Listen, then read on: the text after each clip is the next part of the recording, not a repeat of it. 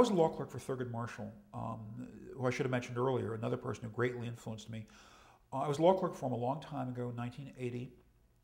I got to know him a little better, a lot better, in the last year of his life. He was working on an oral history project for the Federal Judicial Center, and I was his interviewer. We didn't finish the project. We probably got 34, 36 hours of tapes done before he died, something like that, I don't remember.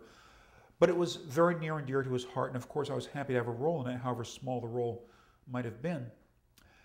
And through that year, I was one of his many law clerks, and through that experience of being able to listen to him up close for a year, it struck me that I never heard him say a bad word about other people. In fact, even when he was talking about people who nowadays we think of as, say, enemies, the segregationists, some of the great segregationists of the age, and we're talking about a man who, long before he was on the Supreme Court, used to try civil rights cases in little local courts, often at risk to his life, having to escape lynch mobs in the middle of the night.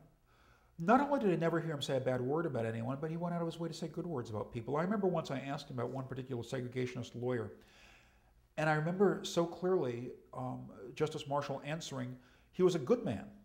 He was a great man who just happened to believe in segregation. He wasn't being facetious. He wasn't making fun. He was making a point. And his point seemed to be that even across what I think was the greatest moral divide of the 20th century in the United States, racial segregation, he would look at his opponents, not his enemies ever, but his opponents, and find the common humanity that would enable him to say they were good people but for this. That wasn't just a tool, that actually made a difference, because one of the untold stories of Thurgood Marshall's work was the time that he spent in back rooms all over the South, as he would say, playing cards and drinking whiskey, making deals with some great segregationists because he said you could do business with him. His word was good. That was a very high compliment coming from Thurgood Marshall. He'd shake hands with them and make a deal. And that side of life is largely forgotten.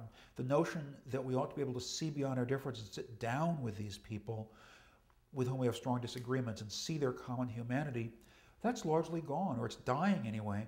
And I would like to see a movement back in that direction. I would like to see more and more people of very strong political views sitting down with people who feel differently, not sitting down and yelling and screaming, not sitting down and feeling contemptuous, but sitting down and looking for the genuine humanity in people on the other side of really very, very important issues.